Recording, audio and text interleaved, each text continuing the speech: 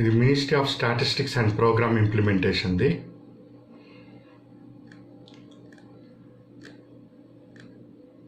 వాళ్ళు డేటాని ఇవ్వటం జరిగిందండి. ఈ డేటాని మనం ఎగ్జామ్ పాయింట్ ఆఫ్ వ్యూలో ఏ విధంగా ఉంటుందో పరిశీలన చేద్దాం. ఇక్కడ gross value added at basic price GVA Q1 Q2 -7.0 ఇవ్వటం జరిగింది. 2021 సంవత్సరంలో Q1 Q2 ఈ Q1 Q2 Q3 Q4 అవి కూడా చెప్తాను వినండి క్లాస్లో. సో ఇక్కడ -7.0 GVA. GDP so Q1 Q2 -23.9 Q1 -7.5. So GDP ఇప్పుడు -7.5కి వెళ్ళింది.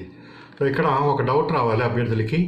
జీవీఏ గ్రాస్ వాల్యూ యాడెడ్ -7.0 ఉన్నది, ఇక్కడ జీడిపి ఏమో -7.5 ఉన్నది. ఎందుకు ఈ డిఫరెన్స్ వచ్చింది? జీవీఏ = జీడిపి కాదా? అయితే ఏ సందర్భంలో అవుతుంది జీవీఏ = జీడిపి? ఇక్కడ డిఫరెన్స్గా ఎందుకు ఇచ్చారు? సో ఆ పాయింట్స్ని ఇప్పుడు మనము వివరించుకుందాం. వాటితో పాటు సరే ఇక్కడంటే మనం ఈరోజు క్లాస్లో చెప్పుకోం, తర్వాత ఇవి ఎంతో ఉపయోగపడతాయి. వాల్యూ ఎడిషన్స్లో ఏ సెక్టార్స్లో చేంజెస్ రావటం జరిగింది, ఏ సెక్టార్స్ని ఇంకా మార్పులు చేసుకోవాలి, అవి ఇంకా ముందు వస్తాయి, దాన్ని తర్వాత చూస్తాం. ఇక్కడ అభ్యర్థులు ఇంకొక విషయాన్ని ఇక్కడ గమనించండి. Private final consumption expenditure. గతంలో గ్రూప్ 2 బిట్ కూడా రావటం జరిగింది, consumption driven economy GDP. So ఎందుకు దీన్ని ఈ విధంగా మనం పిలుస్తూ ఉంటాం, సర్వే ఎందుకు దాన్ని హైలైట్ చేయటం జరిగింది, ఎందుకు ఈ జీడిపిని క్యాలిక్యులేట్ చేస్తున్నప్పుడు దీనికి ప్రాధాన్యత ఇవ్వటం జరుగుతూ వస్తుంది, ఈ పాయింట్స్ని కూడా చూస్తాం. వీటిలో బిట్స్ ఏ విధంగా వస్తే అవి ఇంకో సందర్భంలో తెలియజేస్తాం. అవి ఇంకా చాలా ఉన్నది మనకు, ప్రస్తుతానికి అది అంతవరకు పరిశీలన చేయాలి. ఇక్కడ హెచ్ అంటే ఆఫ్ అండి. సో క్వార్టర్లీయా హాఫ్ ఇయర్లీయా అన్నది ఒకటి గమనించాలి అభ్యర్థులు. సో వీటిలో ఉన్న అంశాలని ఎగ్జామ్ పాయింట్ ఆఫ్ వ్యూలోకి తీసుకుని వెళ్తాం. ముఖ్యంగా ఈ టెక్నికల్ రిసెషన్ అంటే ఏంటి, దానికి సంబంధించి చూడాలి. ఇక్కడ ఇచ్చాడండి, the most common definition of recession media technical recession which there have been 2 consecutive quarters of negative growth in real GDP.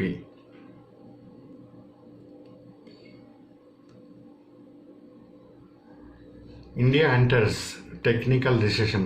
What is it and what does it mean for Indian economy అని article కూడా ఇచ్చారు 28 నవంబర్న. So దాని సారాంశాన్ని కూడా నేను ఇప్పుడు తెలియజేస్తాను. ఇవన్నీ న్యూస్ పేపర్ నుంచి గ్యాదర్ చేస్తూ ఉండాలండి. అన్ని ఎకానమీ అంతా కూడా మనకు టెక్స్ట్ బుక్లో ఉండదు, ఎగ్జామ్ పాయింట్ ఆఫ్ వ్యూలోవి.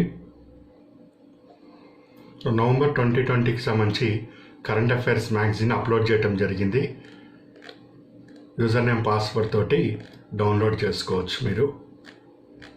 మొత్తం అంతర్జాతీయ అంశాలు, జాతీయ అంశాలు,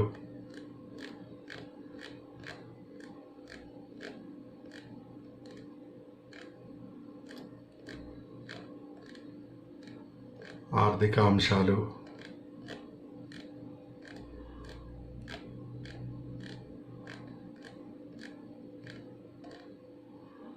సదస్సులు, సమావేశాలు,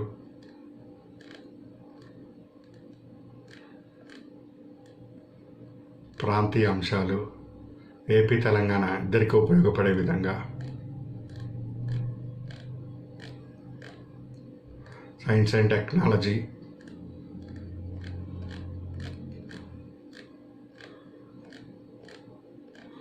అవార్డ్స్, బుక్కర్ ప్రైజ్,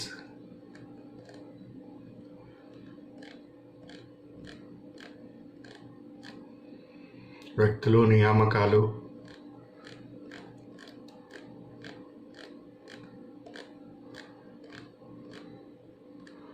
క్రీడలు, ముఖ్యాంశాలు, ముఖ్యమైన తేదీలు, వాటి ఇతివృత్తాలు. యూజర్ నేమ్ పాస్వర్డ్తో డౌన్లోడ్ తీసుకోవచ్చు, లేదా మీ సిస్టంలోనే స్టడీ చేసుకోండి. హాయ్, ఏపీపీఎస్సి గ్రూప్ 2కి మనము ఆన్లైన్లో క్లాసెస్ ఇవ్వటం జరుగుతుంది. ఈ క్లాసెస్ మీరు ఎప్పుడైనా చూసుకోవచ్చు, ఎన్నిసార్లు అయినా కానీ మీరు చూసుకోవచ్చు. మీరు డే టు డే అఫైర్స్ నిర్వహించుకుంటూ కూడా ఈ క్లాసెస్ ఎప్పుడు మీ అవకాశం ఎప్పుడు ఉంటే అప్పుడు ఈ క్లాసెస్ పూర్తిగా వినొచ్చండి. ఈ క్లాసెస్ మీకు టిల్ ద ఎగ్జామ్ వరకు మీకు అందించబడతాయి. క్లాసెస్తో పాటు మన మెటీరియల్ని పీడిఎఫ్ ఫార్మాట్లో కూడా అందజేస్తున్నాం. సో మీ యూజర్ నేమ్ పాస్వర్డ్ తోటి దాన్ని కూడా డౌన్లోడ్ చేసుకోవచ్చు. వాటితో పాటు ఇది పోటీ పరీక్ష. ఈ పోటీ పరీక్షలో అభ్యర్థి ఎక్కడా కూడా తన ప్రిపరేషన్ని ఆపుకోకూడదు. ఆ కారణం చేత కన్సిస్టెన్సీ అనేది అభ్యర్థి మెయింటైన్ చేయవలసి ఉంటుంది. సో ఆ కోణంలో మనము ఎవ్రీ వీక్ కూడా అభ్యర్థిని ఒక కంటిన్యూటీ మెయింటైన్ చేయడంలో భాగంగా టెస్ట్లు కండక్ట్ చేసుకోవటం జరుగుతుంది. సో ఈరోజు మనము 41st టెస్ట్ని అప్లోడ్ చేయడం జరిగింది. సో ఎవరైతే రిజిస్టర్ అభ్యర్థులు ఉన్నారో వారి యూజర్ నేమ్ పాస్వర్డ్ తోటి టెస్ట్ని అటెంప్ట్ చేయండి. ఒకవేళ మీ సిలబస్ కంప్లీట్ కాకపోతే ఎప్పుడైతే కంప్లీట్ చేస్తారో ఆ కంప్లీట్ చేసిన తర్వాత దాన్ని అటెంప్ట్ చేసుకోవచ్చు.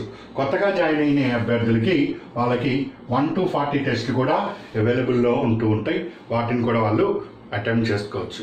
చూడండి, మనం అసలు ఎక్కడా కూడా 1-2 ఫెస్టివల్ బ్రేక్స్ తప్పితే కన్సిస్టెన్సీగా అభ్యర్థుల్ని తీసుకొని వెళ్ళటం జరుగుతుంది. ఇట్లా టిల్ ద ఎగ్జామ్ వరకు సపోర్ట్ అనేది ఉంటూ ఉంటుంది. సో దానికి అనుగుణంగా అభ్యర్థులు వారి యొక్క సమయాన్ని కేటాయించుకుంటూ ప్రిపరేషన్ని మాత్రం వదలకుండా ముందుకు తీసుకొని వెళ్ళండి. సో ఈరోజు టెస్ట్ అప్లోడ్ చేశాను. యూజర్ నేమ్ పాస్వర్డ్ తోటి అటెంప్ట్ చేయండి. నెక్స్ట్ టెస్ట్ 12/12/2020 ఇవ్వటం జరుగుతుంది. దానికి సంబంధించిన సిలబస్ ఇక్కడ ఇచ్చాను. ఈ చాప్టర్లో నుంచి ఇన్ని బిట్స్ అనేది ఫ్రేమ్ చేసి ఇవ్వటం జరుగుతుంది. Current affairs related magazine upload చేశాను. దాన్ని కూడా యూజర్ నేమ్ పాస్వర్డ్తో డౌన్లోడ్ చేసుకోవచ్చు. ఆ మ్యాగజైన్లో జాతీయ అంశాలు ఏవైతే ఉన్నాయో వాటిలో ఒక 10 బిట్స్ మీకు ఫ్రేమ్ చేయటం జరుగుతుంది. అదేవిధంగా బృహత్పాలాయన్లు, శాలంకాయన్లు, పాలిటీలో ఈ ఆర్టికల్స్ రిలేటెడ్. ఇది కాకుండా ఈ వీక్లో మనము కరెంట్ రిలేటెడ్ అంశాలు ఏమన్నా క్లాస్లో ఇవ్వదలిస్తే ఆ వచ్చిన అంశాల్లోంచి కూడా ఒక 5 బిట్స్ ఫ్రేమ్ చేస్తాను. 50 బిట్లని నెక్స్ట్ టెస్ట్కి సిద్ధంగా ఉండు. సో హార్డ్లీ డైలీ ఒక 1 అవర్ నువ్వు కేటాయించుకుంటూ వెళ్ళు. ఇది సిలబస్ని ఒక క్రమ పద్ధతిలో నువ్వు ముందుకు తీసుకొని వెళ్తూ వస్తావు. ఎప్పుడైతే ఈ క్యాలెండర్ రావటము, నోటిఫికేషన్ రావటం జరుగుతుందో అప్పుడు నువ్వు ఒక స్కోర్ మ్యాక్సిమం ఒక స్కోర్ చేసుకోవటానికి సిద్ధంగా ఉంటావు. అంతేగాని ప్రిపరేషన్ అటు పక్కన పడేసి వేరే ఎంగేజ్మెంట్ అయితే ఓకే, అది వెల్ అండ్ గుడ్. కానీ ఒక్కసారి రాత్రికి రాత్రి అన్ని సబ్జెక్టులని మళ్ళీ ఒక పికప్ అందుకొని ఒక స్థాయికి తీసుకెళ్లాలంటే కష్టమవుతుంది. మీ డే టు డే అఫైర్స్ని కంటిన్యూ చేసుకుంటూనే ఉండండి. దాంతోపాటు ఇలా కొద్దిగా డైలీ 1 అవర్ ఎంతో కేటాయించుకుంటూ ఒక ఆర్డర్లో ముందుకు వెళ్తూ ఉండండి. సరే, ఇది టెస్ట్కి సంబంధించిన అంశాలు. వీటితో పాటు ఈ కరెంట్ రిలేటెడ్ ఎక్కడైతే అంశాలు వస్తాయో అవన్నీ కూడా మనం అప్లోడ్ చేయడం జరుగుతూ వస్తుంది. రీఫ్రెష్ క్లాసెస్ ఇస్తున్నాను. రీఫ్రెష్ క్లాసెస్తో పాటు కరెంట్ రిలేటెడ్ అంశాన్ని కూడా నేను మీకు ఇస్తాను. ఇంకా ఎకానమీలో చాలా వస్తాయండి. మీకు కొత్త ఎకనామిక్ సర్వే వస్తుంది, ఏపీకి సంబంధించి సోషల్ ఎకనామిక్ సర్వే వస్తుంది, directorate of economics and statistics నుంచి వస్తుంది, 15th ఫైనాన్స్ కమిషన్ డేటా దానికి సంబంధించి వస్తాయి. ఇంకా చాలా చేంజెస్ కూడా రాబోతున్నాయి ఎకానమీలో. అవన్నీ కూడా నేను మీకు అందజేయటం జరుగుతూ వస్తుంది. సో ప్రిపరేషన్ ఒక కన్సిస్టెన్సీగా తీసుకొని వెళ్ళటమే నా యొక్క ముఖ్య ఉద్దేశము. ఈరోజు క్లాస్ మనము ఈ Q2 రిజల్ట్స్ని అనౌన్స్ చేయడం జరిగింది. గవర్నమెంట్ ఆఫ్ ఇండియా 2020-21కి సంబంధించిన ఆర్థిక సంవత్సరానికి సంబంధించి Q2 జీడిపి రిజల్ట్స్ని అనౌన్స్ చేశారు. అసలు ఏంటి, దీన్ని ఏ విధంగా మనము ఇప్పుడున్న స్థితిలో అర్థం చేసుకోవాలి అనేది నేను ఎక్స్ప్లెయిన్ చేస్తాను. ఇది చదివిన తర్వాత మీకు ఒక క్లారిటీ రావాలి. టెక్నికల్ రిసెషన్ అంటే ఏమిటి, ఫస్ట్ పాయింట్. నెక్స్ట్ నేను ఏదైతే చూపించానో జీడిపి మరియు గ్రాస్ వాల్యూ యాడెడ్ జీవీఏ గణాంకాలు ఎందుకు సమానంగా ఉండట్లేదు. ఇక్కడ మీకు క్లియర్గా కనిపిస్తుంది. ఇది స్టాటిస్టికల్ కమిషన్ వాళ్ళు ఇచ్చిన డేటానే. అది మీకు క్లియర్గా కనిపిస్తున్నది. ఎందుకు ఈ రెండిట్లో వ్యత్యాసం అన్నది కనిపిస్తుంది. ఒకటేమో -7.5%, ఇదంతా కూడా పర్సంటేజ్లో. ఒకటేమో -7.5 కనిపిస్తుంది, ఒకటి -7% అనేది కనిపిస్తుంది. దీంట్లో ఒకవేళ కాన్సెప్ట్ని ఫ్రేమ్ చేయదలిస్తే ఈ క్రింది వాటిలో సరైన అంశం ఏది అని ఒకవేళ ప్రశ్న వస్తే జాతీయ ఆదాయానికి సంబంధించి GVA gross value added, GVA అనేది ఆర్థిక వ్యవస్థ యొక్క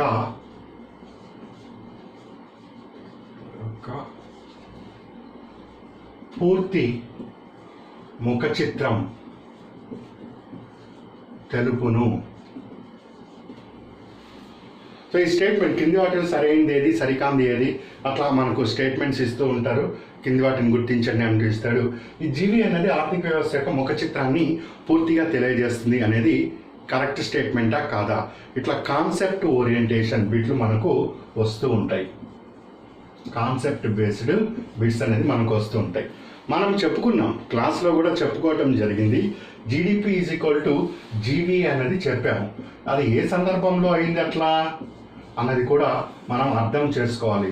ఎకానమీ చెప్తున్నాను, మూసి ఉన్నంతసేపు వరకు మాత్రమే అదేదో ఇండో గ్రీక్ లాగా అనిపిస్తుంది. ఒకసారి తెరిచి చూస్తే అదేమీ పెద్ద ఇష్యూ కాదు.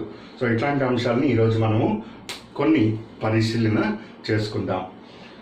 వాటితో పాటు ఎకానమీ అప్డేట్స్ అన్నీ కూడా నేను మీకు అందజేయటం జరుగుతుంది. ఎకానమీకి సంబంధించి మన టార్గెట్ ఒకటే, ఎకానమీలో 120+/150 తోటే ప్రిపరేషన్ ఉంటుంది. ఆ స్కోర్ని టచ్ చేసే రావాలి. ఒక 10 మార్కులు అటు ఇటు అయినా కానీ ఆ స్కోర్ని టచ్ చేస్తే మనకు కంపల్సరీగా 100% జాబ్లోకి వెళ్తాం. చెప్తాను ఆ పాయింట్ని కూడా ఏ విధంగా వెళ్తాము అన్నది. సరే, ఇక్కడ చూద్దాం. ఫస్ట్ ఇది చూద్దాం, టెక్నికల్ రిసెషన్ అంటే ఏమిటి? రిసెషన్ అంటే ఆర్థిక మాధ్యము. టెక్నికల్ రిసెషన్ అంటే సాంకేతికంగా ఆర్థిక మాధ్యము.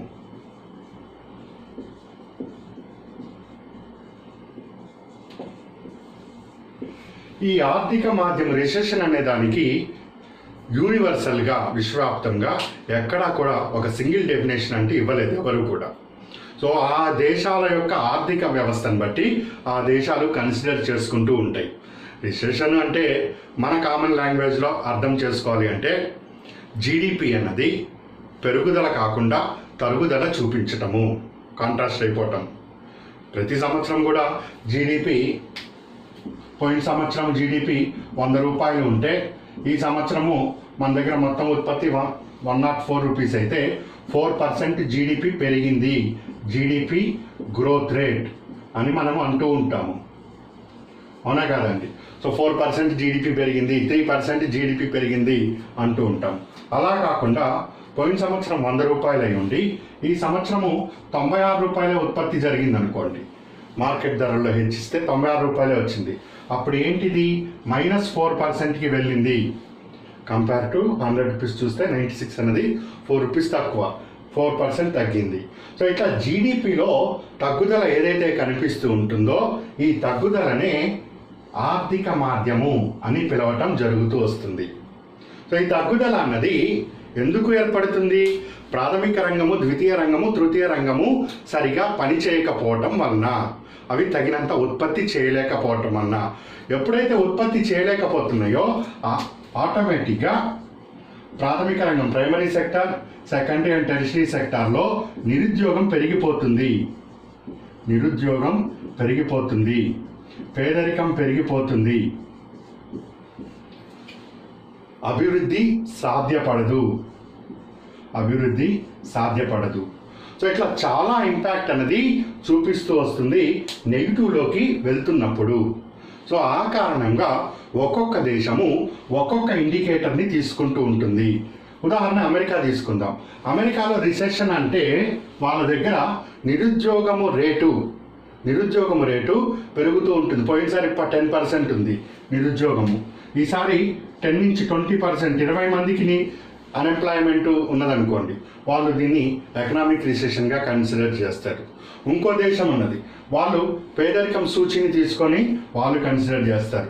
ఇంకొక దేశం ఉంది, వాళ్ళు జీడిపిలో ఫిగర్స్ని తీసుకొని కన్సిడర్ చేస్తారు. అందుకే యూనివర్సల్గా ఆర్థిక మాధ్యానికి ఒక స్టాటిస్టికల్గా ఇది లేదా ఒక నిర్వచనం అని చెప్పటము సాధ్యపడదు. సాధారణంగా అమెరికాలో నిరుద్యోగము పెరిగి ఉత్పత్తి అంతా కూడా తగ్గిపోతూ ద్రవ్యోల్బణం పెరుగుతూ ఉంటే, ఇన్ఫ్లేషన్ పెరుగుతుంటే వాళ్ళు రిసెషన్గా కన్సిడర్ చేస్తారు. 2008లో పాక్షికంగా మనం దాన్ని చూడటం జరిగింది. అమెరికాలో ఎకానమీ దెబ్బతిందంటే దాని ప్రభావం ప్రపంచవ్యాప్తంగా పడుతుంది.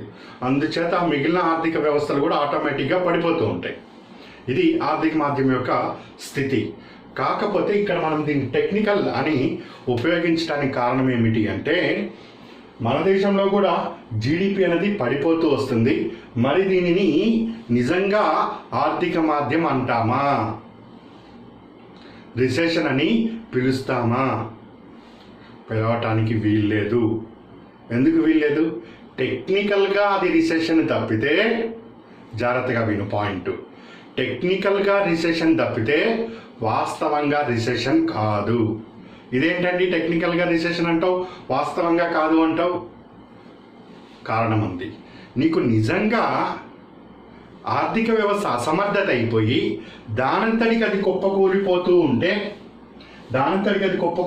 ఉంటే దానిని రిసెషన్ అంటాం. ఇప్పుడు ఏర్పడింది ఏంటి? కోవిడ్ వలన రిసెషన్ ఏర్పడింది. కోవిడ్ వలన జీడిపి తగ్గుదల అనేది కనిపిస్తూ ఉన్నది. అందువల్ల దీన్ని భారతదేశంలో రిసెషన్గా పరిగణించము, ఆర్థిక మాధ్యంగా పరిగణించము. టెక్నికల్గా ఓకే, కానీ రిసెషన్ కాదు. మరి టెక్నికల్గా ఓకేనట్లంటావు? ఎట్లా అంటే ఒక ఆర్థిక సంవత్సరంలో, జాగ్రత్తగా విను, ఒక ఆర్థిక సంవత్సరంలో 2 క్వార్టర్స్లో, Q1, Q2 2 క్వార్టర్స్లో negative GDP growth rate record అయితే దానిని టెక్నికల్ రిసెషన్ అంటారు. Universally accepted. టెక్నికల్గా ఏంటి రిసెషన్? ఇక్కడ 2 క్వార్టర్స్లో నెగిటివ్ గ్రోత్ అనేది కనిపించాలి. అప్పుడు టెక్నికల్గా నువ్వు ఇక్కడ రిసెషన్ అని చెప్పచ్చు. 100 రూపాయలు పోయిన సంవత్సరము, ఈ సంవత్సరం 96 రూపాయలు తగ్గింది, నెగిటివ్లోకి వెళ్ళిపోయింది. సో ఇది మనకు టెక్నికల్ రిసెషన్ అంటే అర్థము 2 క్వార్టర్స్లో నెగిటివ్ ఉండాలి. మరి క్వార్టర్స్ ఏంటి? ఎకానమీ ఇప్పుడు ఫ్రెష్గా చూస్తున్న అభ్యర్థులు కూడా అర్థం కావాలి. సో అందుకని బేసిక్ నుంచి మనం చెప్పుకుంటూ వస్తాము ఏ విషయానైనా. సో తెలిసిన అభ్యర్థులు క్వార్టర్స్ అంటే ఏంటి, Q1 Q2 అంటే తెలిస్తే ఓకే, తెలవని అభ్యర్థులకు కూడా వాళ్ళకు కూడా అర్థం కావాలి కాబట్టి అందుకని ఇక్కడ వివరిస్తున్నా. మన భారతదేశంలో యాన్యువల్ ఫైనాన్షియల్ ఇయర్ ఆర్థిక సంవత్సరం అని తీసుకుంటాం. 1 ఏప్రిల్ నుంచి 31 మార్చ్ 2020, ఏప్రిల్ 1 నుంచి 2020, 1 ఏప్రిల్ నుంచి 2021 31 మార్చ్ వరకు ఉదాహరణకి ఒక సంవత్సరం, ఆర్థిక సంవత్సరం అంటాం దీనిని. సో ఈ ఆర్థిక సంవత్సరాన్ని మనము Q1, Q2, Q3, Q4గా విభజన చేసుకోవటం జరుగుతుంది. Q1, Q2, Q3, Q4 అంటే ఒక సంవత్సరానికి ఎన్ని నెలలు? 12 నెలలు. జనవరి, ఫిబ్రవరి, March, April, May, June, July, August, September, October, November, December, 12 నెలలు ఉన్నాయి కదా. సో ఈ 12 నెలల్ని క్వార్టర్ అంటే /3, /4, 1/4ని క్వార్టర్ అంటాం. 3 నెలలు చొప్పున జనవరి, ఫిబ్రవరి, మార్చ్ ఒక కాంపోనెంట్, ఏప్రిల్, మే, జూన్ ఒక కాంపోనెంట్, జూలై, ఆగస్ట్, సెప్టెంబర్ ఒక కాంపోనెంట్, అక్టోబర్, నవంబర్, డిసెంబర్ ఇంకో కాంపోనెంట్. ఫైనాన్షియల్ ఇయర్ ఎప్పుడు స్టార్ట్ అయింది?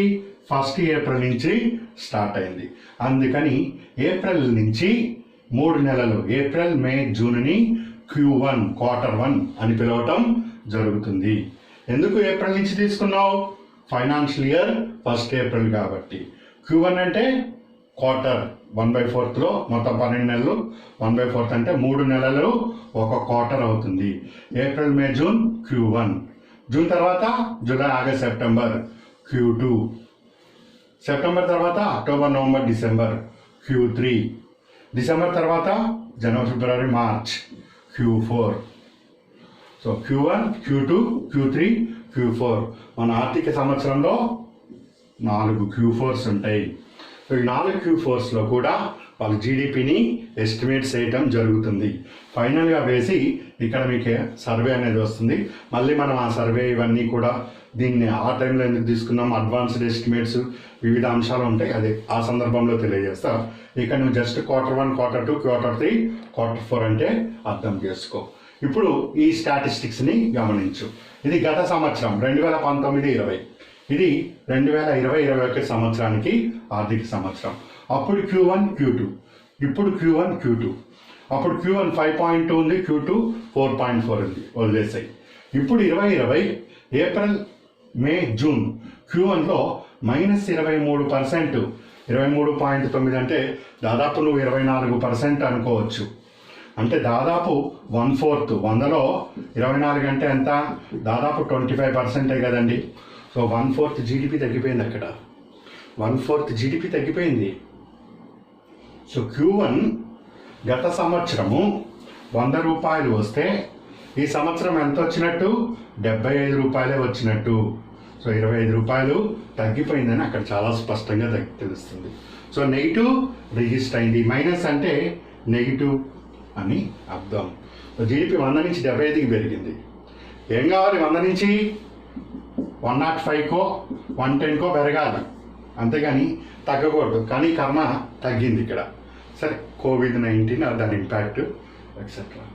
Q2 అంటే జూలై, ఆగస్ట్, సెప్టెంబర్, ఈ 3 నెలలకి ప్రాథమిక రంగం, ద్వితీయ రంగం, తృతీయ రంగం ఎట్లా పనిచేసి నేను క్యాలిక్యులేట్ చేస్తే -7.5 వచ్చింది. అంటే 100 నుంచి 7.5 అంటే ఈసారి రఫ్లీ 93 వచ్చింది.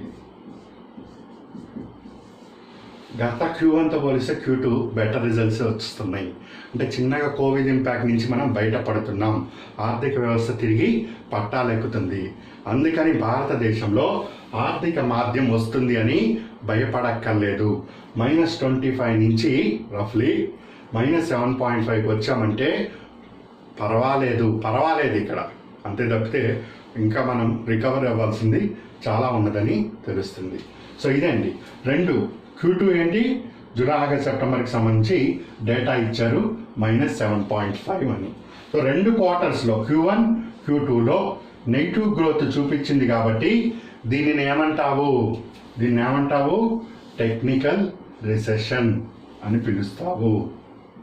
ఏమంటావు, టెక్నికల్. 2 క్వార్టర్స్లో నెగిటివ్ కనిపిస్తే టెక్నికల్. దీనిని టెక్నికల్ రిసెషన్ అంటామా, అనటానికి వీలేదు. అవన్నీ పాజిటివ్లో కనిపిస్తున్నాయి, కాబట్టి అన్నారు.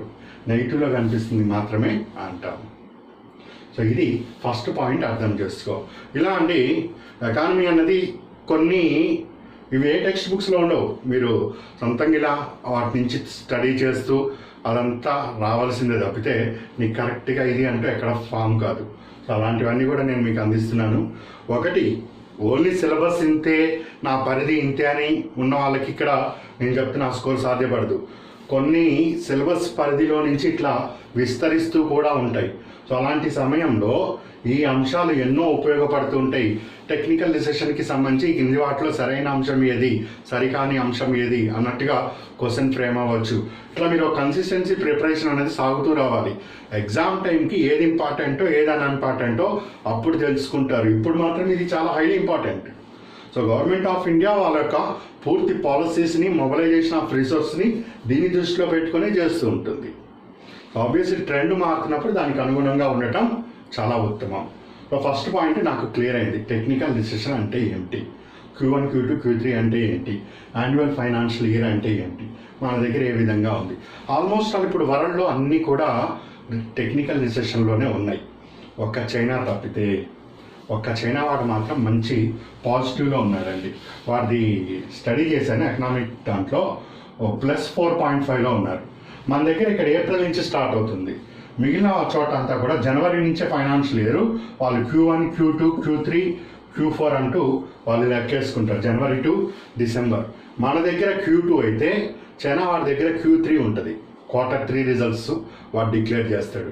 వాడి దగ్గర 4.5% పాజిటివ్ ఉంది. నేను మొత్తం ఇంకా జపాన్వి, ఈ జర్మనీ, ఫ్రాన్స్ అవన్నీ చూశాను. యూకే అయితే మరీ దారుణంగా ఉంది. ఫ్రాన్స్, యూరోపియన్ కంట్రీస్ దారుణంగా ఉంది. ఈవెన్ అమెరికాది కూడా తక్కువగానే ఉంది. చైనా వారిది మాత్రం పాజిటివ్ ఉంది. అది ఏంటి అంటే అది వాళ్ళ లెక్క. సో ఎనీవే ఇక్కడ మనకు ఒక పాయింట్ అర్థమైంది టెక్నికల్గా. ఓకే, నెక్స్ట్ నాకు డౌట్ వస్తున్నది, జీడిపికి జీవీఏకి ఈ గణాంకాలు ఎందుకు తేడా కనిపిస్తున్నాయి? జీవీఏ గ్రాస్ వాల్యూ యాడెడ్ అన్నది ఆర్థిక వ్యవస్థ యొక్క ముఖ చిత్రాన్ని పూర్తిగా తెలుపుతుందా అన్నది సమస్య ఏర్పడింది డేటాను పరిశీలన చేస్తే. సో దానికి విశ్లేషణ జాగ్రత్తగా విను. జీవీఏ అంటే గ్రాస్ వాల్యూ ఎడిషన్. అంటే ఈ సంవత్సరంలో ఉత్పత్తిని మాత్రమే ఇది తెలియజేస్తుంది. ఉత్పత్తి విలువ అన్నది రూపాయల్లో చెప్తాం. ఉత్పత్తి ఎంతో అంత మాత్రమే ఇది తెలియజేస్తుంది.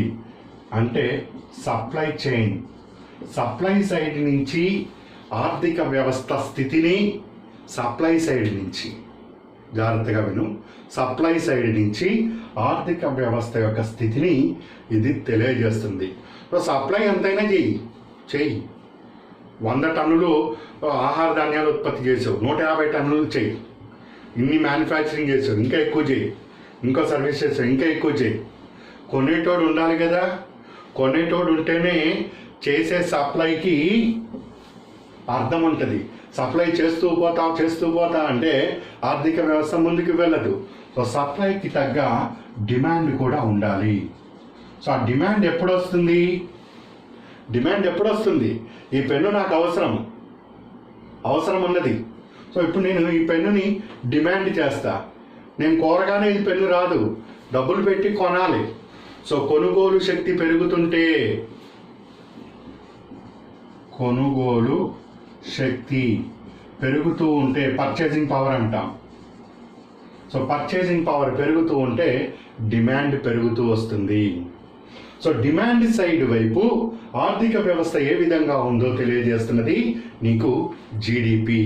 సో ఉత్పత్తి చేసిన ఈ విలువకి ట్యాక్స్లని, సబ్సిడీస్ని అన్నీ వేసుకుంటూ మార్కెట్ ధరల్లో లెక్కేస్తే జీడిపి వస్తుంది. అందుకే జీడిపి డెఫినేషన్ ఒక సంవత్సర కాలంలో అంటే చివరిగా ఉత్పత్తి అయిన వస్తు సేవల మొత్తాన్ని మార్కెట్ ధరలలో, చాలామంది మిస్ అవుతారు, మార్కెట్ ధరలలో, అది స్థిర ధరలు అయి ఉండొచ్చు, ప్రస్తుత ధరలు అయి ఉండొచ్చు. మార్కెట్ ధరలో హెచ్చిస్తే వచ్చేది జీడిపి. ఈ పెన్ను తయారు చేస్తే 10 రూపాయలు సప్లై సైడ్, నేను మార్కెట్కి వెళ్ళి కొనటానికి వెళ్తే 15 రూపాయలు. ఈ పెన్ను తయారు చేస్తే 10 రూపాయలు, అది జీవీఏ. నేను మార్కెట్లో 10 రూపాయలు ఇచ్చి ఇయ్యవయ్యా ఈ పెన్ను అంటే అది జీడిపి. ఎప్పుడైతే డబ్బు ఇది రెండు కలుస్తున్నాయో, డబ్బు వస్తువు కలుస్తున్నదో అది నాకు జీడిపి మార్కెట్లో తెలియజేస్తుంది. కేవలం ఈ పెన్ను ధర తయారు చేయడానికి ఎంత పడిందో, ఆ ఉత్పత్తికి ఎంత అయిందో అంతవరకే. ఇది 10 రూపాయలు plus pen GVA, pen plus 50 రూపాయలు జీడిపి. ఇప్పుడు అర్థమవుతుంది కదా. సో జీడిపి విలువ ఎప్పుడూ కూడా ఎక్కువ ఉంటుంది. జీడిపి విలువ ఎప్పుడైనా ఎక్కువ ఉంటుంది జీవీఏ కన్నా కూడా. సో జీవీఏ జీడిపి ఈక్వల్ కావు. ఎప్పుడు ఈక్వల్ అవుతాయి అంటే జీడిపిని లెక్కేసేటప్పుడు నువ్వు 3 రకాలుగా లెక్కేస్తావు. 1 ఉత్పత్తి మదింపు, 2 ఆదాయ మదింపు, 3 వ్యయ మదింపు అని. ఎప్పుడైతే ఉత్పత్తి మదింపు ఉన్నదో అక్కడ మాత్రమే GDP is equal to GVA అవుతుంది. మరి మీరే కదా క్లాస్లో GDP is equal to GVA అని సందర్భంలో చెప్పాను. దాని విలువ, దాని అర్థం ఏమిటి అంటే ఉత్పత్తి మదింపు ద్వారా. అర్థమవుతుంది కదా. ఉత్పత్తి మదింపు ద్వారా జీడిపిని లెక్కేసేటప్పుడు GDP is equal to GVA. కానీ ఆర్థిక వ్యవస్థ యొక్క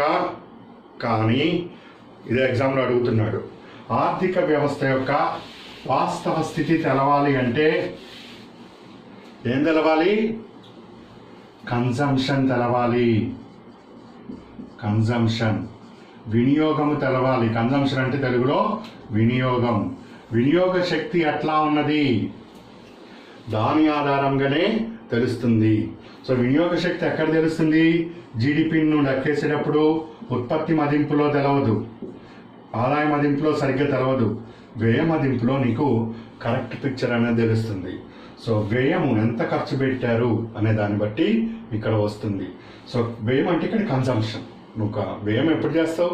పలానా వస్తువుని వినియోగం చేసుకోవాలన్నప్పుడే కన్జంప్షన్ వ్యయాన్ని చేస్తూ ఉంటావు. సో అందుకే ఇది గతంలో ఏపీపీఎస్సి గ్రూప్ 2లో బిట్ అడగటం జరిగింది. ఆర్థిక వ్యవస్థ అన్నది కన్జంప్షన్ డ్రివెన్. సర్వే ఏమని తెలియజేసింది? Consumption driven. వినియోగ శక్తి పెరుగుతూ ఉంచటమే ఆర్థిక వ్యవస్థ యొక్క ముఖ చిత్రాన్ని తెలియజేస్తుంది. వినియోగ శక్తిని ఏది పెంచుతుంది?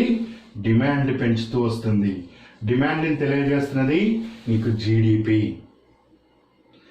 జీడిపి అదే ప్రశ్న. జీడిపి అన్నది కన్జంప్షన్ డ్రివెన్. Consumption driven. ఇదే విధంగా ప్రశ్న రూపొందించడం జరిగింది. ఎందుకు కన్జంప్షన్ డ్రివెన్? సో మార్కెట్ శక్తి ఎంత ఉన్నది, ఉత్పత్తి చేయాలి, ఉత్పత్తితో పాటు మార్కెట్ శక్తి ఎంత ఉన్నదో కూడా అంచనా వేయాలి. ఇప్పుడు పాయింట్ క్లియర్. జీడిపి జీవీఏ గణాంకాలు ఎందుకు సమానం కావు? ఎందుకు సమానం కావు అంటే మనము ఎక్స్పెండిచర్ మెథడ్లో జీడిపిని క్యాలిక్యులేట్ చేస్తాం కాబట్టి అక్కడ ఇది మారుతూ వస్తుంది. ఉత్పత్తి ఎంత అయిందో తెలియజేసేది మాత్రమే ఇది. ఆ ఉత్పత్తి మార్కెట్లో ఎంత పలుకుతున్నది అని తెలిపేది జీడిపి. ఉత్పత్తి నీ ఇంట్లో ఎంత ఉన్నది వస్తువు అనేది జీవీఏ. నీ ఇంట్లో నుంచి బయటికి వెళ్ళి మార్కెట్లో ఎంత పలుకుతున్నది అనేది జీడిపి. ఆబ్వియస్లీ రెండు వేరు. అందుకని సమానం కావు. కేవలం ఈ మెథడ్ ఒక్కచోటే సమానం అవుతుంది. ఇప్పుడు చెప్పు, జీవీఏ అనేది ఆర్థిక వ్యవస్థ యొక్క పూర్తి ముఖ చిత్రాన్ని తెలుపుతుందా? తెలపదు. ఎందుకు తెలపదు? కొనుగోలు శక్తిని ఇది పరిగణలోకి తీసుకోదు కాబట్టి, వినియోగాన్ని ఇది పరిగణలోకి తీసుకోదు కాబట్టి అక్కడ కింది వాటిలో ఏది ఇచ్చాడో దానికి అనుగుణంగా బిట్కి ఆన్సర్ చేస్తావు. సో ఇట్లా దీన్ని నువ్వు కన్సిడర్ చేయి. ఇక్కడ ఇంకో డౌట్ వస్తుంది. ఇది ఉపయోగం లేనప్పుడు దీన్ని ఎందుకు తీసుకుంటావు? ఆర్థిక సర్వే అని ఇంత పెద్ద కట్టనా నెత్తి మీద ఎందుకు పెడతావు? జీవీఏ ఇట్లా, జీడిపి ఇట్లా అని. ఎందుకు అంటే వస్తువులు ఎంత ఉత్పత్తి అయినాయి, ప్రాథమిక రంగంలో వస్తువులు ఎంత ఉత్పత్తి అయినాయి, వాటి విలువ ఎంత, ద్వితీయ రంగంలో ఎట్లయినాయి, తృతీయ రంగంలో ఎట్లయినాయి అని తెలుసుకోవాలంటే నీకు జీవీఏ ఉపయోగపడుతుంది. ఆ జీవీఏకి మార్కెట్లో ఏ రేట్లు ఉన్నాయి అని తెలుసుకోవటానికి నీకు జీడిపి ఉపయోగపడుతుంది. ఆర్థిక విధానాలని గ్రూప్ 1 వాళ్ళు కూడా అండర్లైన్ చేసుకోండి. ఆర్థిక విధానాలని వినియోగదారుడి వైపు నుంచి, వినియోగదారుడు అంటే నువ్వు నేను మనందరము, ప్రభుత్వం కూడా వినియోగదారుడి నుంచి విధాన రూపకల్పనలో జీడిపిని పరిగణలోకి తీసుకుంటుంది.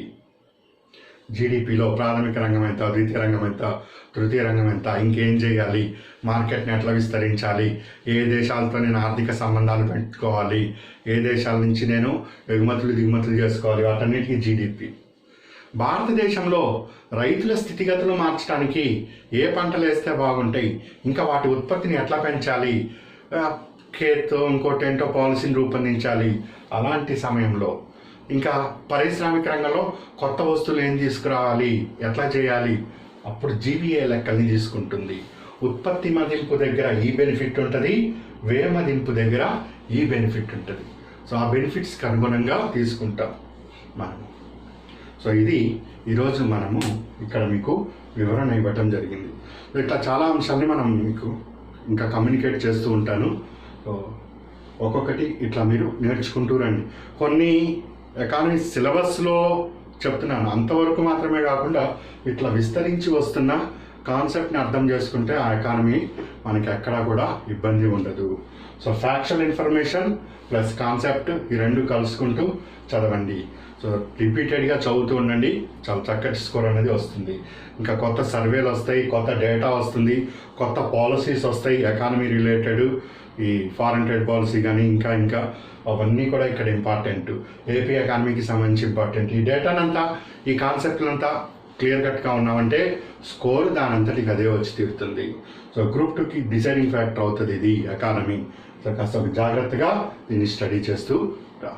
సో మిగిలిన అంశాలు నేను మీకు తర్వాత క్లాస్లో మీటే తెలియజేస్తూ ఉంటాను. సో అభ్యర్థులు వారి ప్రిపరేషన్ ఎప్పుడు ఆపద్దు. నీకు గ్రూప్ 2 అని కన్సిడర్ చేస్తే అది జాబ్ వచ్చే వరకు ప్రిపరేషన్ని కొనసాగిస్తూనే రండి, ఎప్పుడైనా రానియండి. మీ ప్రిపరేషన్ మాత్రం ఆపద్దు. మీ రెగ్యులర్ యాక్టివిటీస్ చేసుకోండి, ఫైనాన్షియల్ సెక్యూరిటీ చూసుకోండి, ప్రిపరేషన్ డైలీ 1 అవర్ అయినా కొనసాగించండి. Good luck.